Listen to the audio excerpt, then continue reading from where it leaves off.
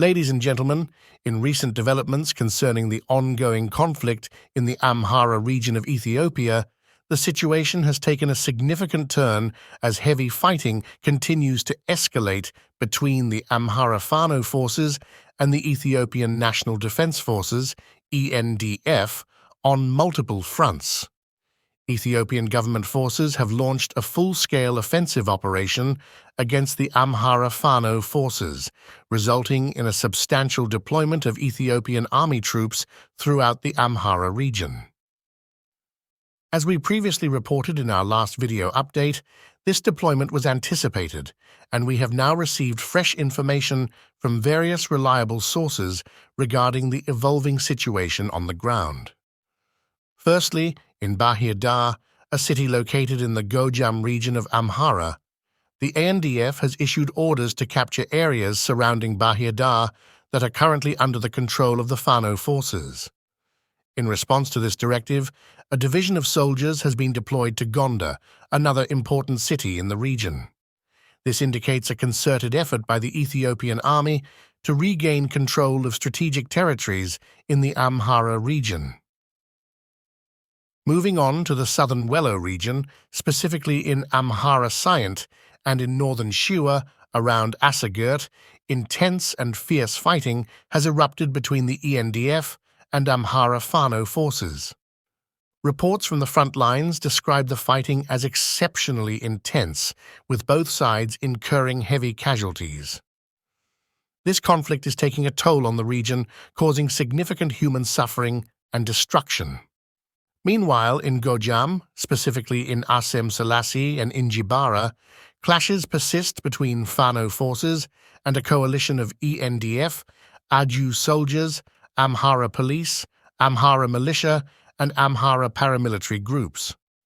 These confrontations are not limited to these areas alone, as other parts of Gojam are also experiencing similar hostilities. In the northern Shua region, in Chirameda and Shua Robert, Fano forces reportedly ambushed an Oromo ENDF convoy, resulting in casualties and damage to several vehicles. This highlights the complexity of the conflict, with various regional and ethnic groups involved in the fighting. Furthermore, the Ethiopian government, under Prime Minister Abiy Ahmed, has initiated a new offensive, deploying NDF troops extensively throughout the entire Amhara region. This escalation signifies the seriousness of the government's efforts to regain control and stabilize the situation. In northern Shua, specifically in Shino, internal discord erupted within the ANDF ranks, leading to a skirmish characterized by heavy gunfire. This internal strife within the Ethiopian military adds another layer of complexity and instability to the region. Adding to the distressing sequence of events, in Ephrata and Gemzi, both situated in northern Shua, a district leader met a tragic end. His reported assassination serves as a stark reminder of the volatility and violence that pervades the region. In addition, in Sehai Maucha, located in northern Wello, a bomb attack targeted ENDF soldiers, resulting in several casualties and injuries. This incident underscores the persistent security challenges facing the area and the dangers faced by both military personnel and civilians alike. In a recent urgent statement issued by the Amhara Fano forces, a rallying cry has been sounded, reverberating across the Amhara region. The message echoes the steadfast call to arms for those residing in Amhara, individuals who are willing to don the traditional attire of the region and stand in unwavering solidarity with the Amhara Fano forces. These brave souls are prepared to confront the multifaceted array of invading forces that have encroached upon the sacred soil of Amhara. This call to action represents a fervent plea for unity and resistance against the threats that have besieged the region. Tragically, reports have emerged from Tilili, a locality nestled within the Awi zone in the Gojam region, depicting a deeply disturbing and heart-wrenching tableau. it is reported that a confluence of military and paramilitary forces, including the Ethiopian National Defense Forces, ENDF, Adju soldiers, Amhara police, Amhara riot police, and Amhara militia, descended upon Tilili.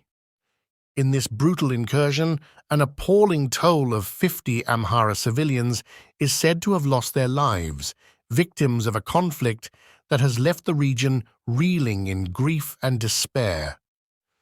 Meanwhile, in a separate but equally disconcerting development, Oromo regional forces have been witnessed in acts of flag desecration. Multiple videos have surfaced, vividly capturing the deeply unsettling spectacle of individuals who speak the Oromo language, purported members of the Ethiopian Defense Force, deliberately burning the Ethiopian national flag. This act of flag burning, a potent symbol of national unity, underscores the tumultuous and divisive nature of the current crisis, as it unfolds against the backdrop of ethnic and regional tensions. These events serve as poignant reminders of the profound complexities and fractures within Ethiopia's socio-political landscape.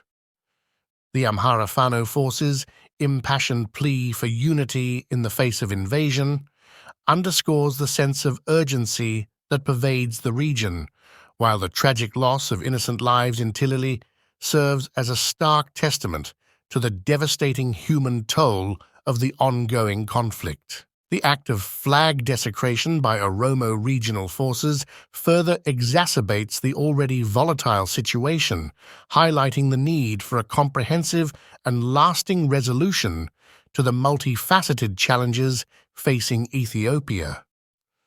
In conclusion, the Amhara region continues to be embroiled in a protracted and increasingly complex conflict, with both sides sustaining significant losses. The Ethiopian government's latest offensive has further intensified the situation, and the impact on the local population cannot be underestimated. The evolving dynamics of this conflict demand close attention and continued monitoring to better understand the implications for the region and its people.